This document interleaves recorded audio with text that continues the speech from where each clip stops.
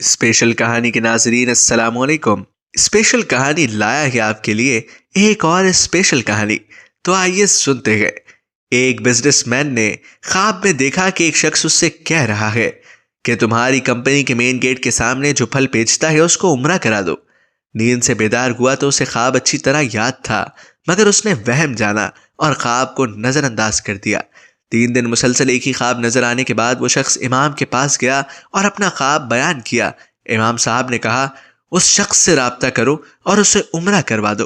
اگلے روز business man نے ایک ملازم سے اس پھل فروش کا نمبر معلوم کرنے کو کہا۔ بزنس مین نے فون پر اس پھل فروش سے رابطہ کیا اور کہا کہ مجھے خواب میں کہا گیا ہے کہ میں تمہیں عمرہ کرواؤں، لہٰذا میں اس نیک کام کی تکمیل کرنا چاہتا ہوں۔ پھل فروش زور سے ہنسا اور کہنے لگا، کیا بات کرتے ہو بھائی، میں نے تو مدت ہوئی کبھی فرض نماز ادا نہیں کی اور تم کہتے ہو کہ تم مجھے عمرہ کروانا چاہتے ہو۔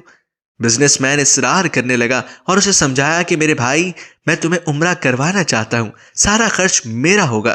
خاصی بحث کے بعد آدمی اس شرط پر رضامند ہوا کہ ٹھیک ہے، میں تمہارے ساتھ عمرہ کروں گا، مگر میرے تمام اخراجات تمہارے ذمہ ہوں گے۔ وقت مقررہ پر جب وہ ایک دوسرے کو ملے تو بزنس مین نے دیکھا کہ واقعی وہ شکل و صورت سے کوئی اچھا انسان نہیں دکھائی دے رہا تھا۔ اس کے چہرے سے آیا تھا کہ وہ نماز کم ہی پڑھتا ہے۔ اسے بڑا تعجب ہوا کہ یہ وہی شخص ہے جسے عمرہ کرنے کے لیے خواب میں 3 مرتبہ کہا گیا۔ دونوں مکہ مکرمہ عمرے کے لیے روانہ ہو گئے۔ میقات پر پہنچے تو غسل کر کے احرام باندھا اور حرم شریف کی طرف روانہ ہوئے۔ انہوں نے بیت اللہ کا طواف کیا، مقام ابراہیم پر 2 رکعت نماز ادا کی، صفا مروہ کے درمیان سعی کی، اپنے سروں کو منڈوایا اور اس طرح عمرہ مکمل ہو گیا۔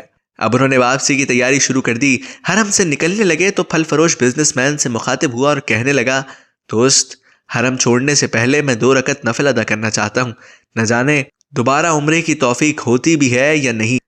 بزنس مین کو کیا اعتراض ہوتا، اس نے کہا، نفل پڑھو اور بڑے شوق سے پڑھو۔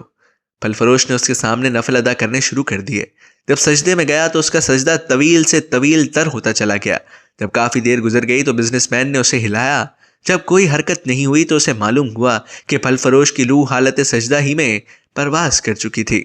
پھل فروش کی موت پر اسے بڑا رشک آیا اور وہ رو پڑا کہ یہ تو حسن خاتمہ ہے، کاش ایسی موت میرے نصیب میں ہوتی۔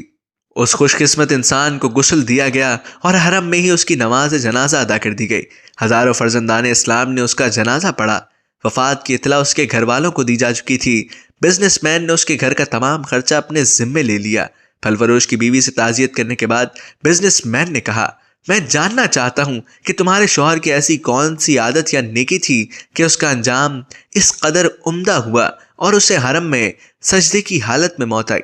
بیوی نے کہا، بھائی، میرا خاوند کوئی نیک آدمی تو نہیں تھا، میں اس کی کوئی خاص خوبی بیان تو نہیں کر سکتی، ہاں مگر اس کی ایک عادت یہ ضرور تھی کہ وہ ہمارے ہمسائے میں ایک غریب بیوہ اپنے چھوٹے بچوں کے ساتھ رہتی ہے۔ میرا شوہر روزانہ بازار جاتا تو جو چیز اپنے بچوں کے لیے کھانے پینے کی لاتا وہ اس بیوہ اور اس کے یتیم بچوں کے لیے بھی لے آتا اور اس کے دروازے پر رکھ کر اسے آواز دیتا، اے بہن، میں نے کھانا باہر رکھ دیا کہ اسے اٹھا لو۔